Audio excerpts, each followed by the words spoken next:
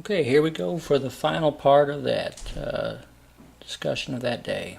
And for the record, Ms. Johnson, I don't know you from any other time in history or place. Who was it that initiated the call? Did I call you, or did you call me and ask me to look into this? I called you and made you aware of the fact that we had a meeting with Mr. Jones and Mr. Pepper, and at this date and this was a couple weeks ago, we had no answers to anything, and I wanted to know if you were aware that we had had the meeting and what was going on. And it's quite different than what you told me yesterday. Commissioner Jones, please, you've had to run this whole thing. Let me just get a few questions answered. In this meeting with Commissioner Kepper and Commissioner Jones, was there any discussions about, and I don't want to put words in your mouth, this is what I recall you telling me, and you tell me if I'm incorrect in this assumption. Was there any talk about the reason why there was 4 members of the SB 40 board invited? Because it was not a quorum of your board, and so that you could have this meeting.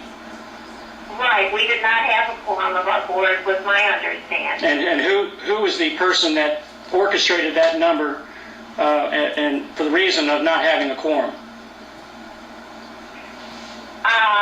Well, Mr. Jones just asked who I was bringing to the meeting, and I gave him the names, and he said so we wouldn't have a quorum, and I said no, we wouldn't. Okay. There would not be a quorum. So Commissioner Jones was paying attention to the fact that anything over a quorum would have been some type of legal meeting, because obviously if you're talking about county business and a certain number puts you over a quorum, it would seem to meet the limits of the law.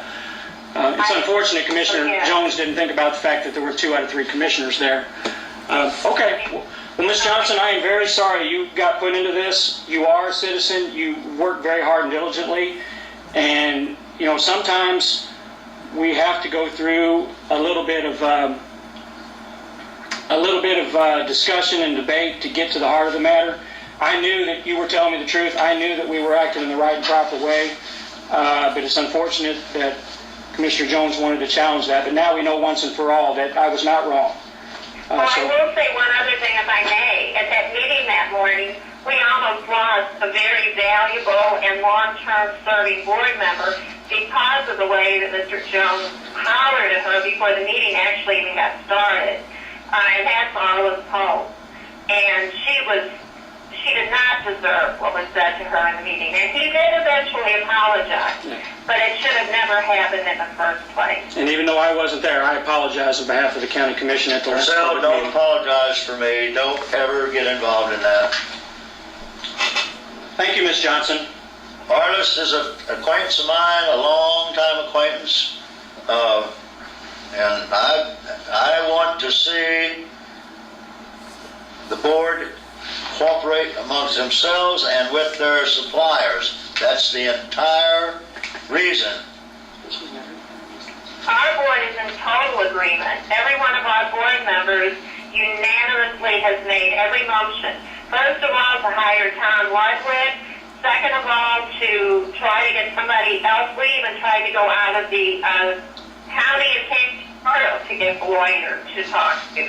So, and everybody was in it was a totally unanimous motion to Mr. Purcell that if he could get us some answers, we wanted answers. That's all we've ever asked for.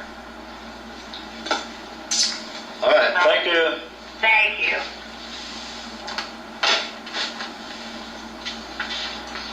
Any other questions? Any comments, Mr. Jones? You've said a lot of defamatory things about me in this meeting. Do what? You've said a lot of defamatory things about me in this meeting.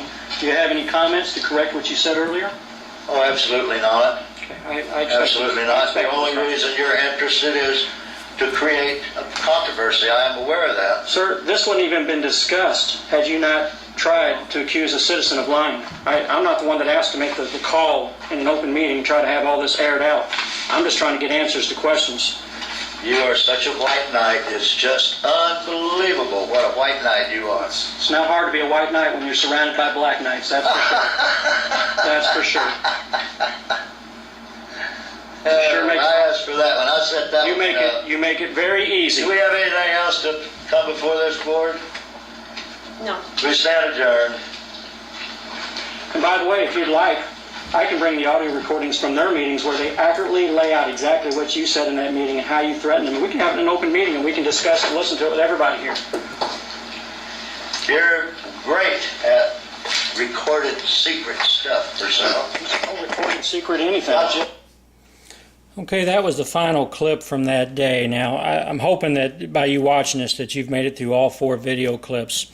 I'm going to assume that by you listening to all this, you've kind of caught a central theme. Commissioner Jones, whether it's me, whether it's any citizen, if you ask a question, you're controversial. The common theme is we want you to get along. Things have been going on great. Why ask questions? And if you are asking questions, we may remove you from the board. Throughout the 4 videos, that was said at least 4, 5, 6 times about we want our members to get along. We want them to, keep things running smooth. He has repeatedly yelled and cursed at people, including myself. There were several times he was caught in lies in here. He had this contract back on 3/16/10, March 16th.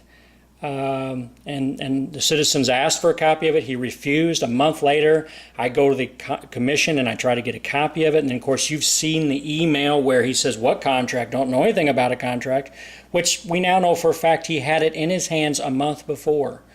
And then you hear just 3 days later where he's arguing, well, I didn't really have it. It really wasn't my contract. It was Hillary Schmitzy's contract. He just had possession of it.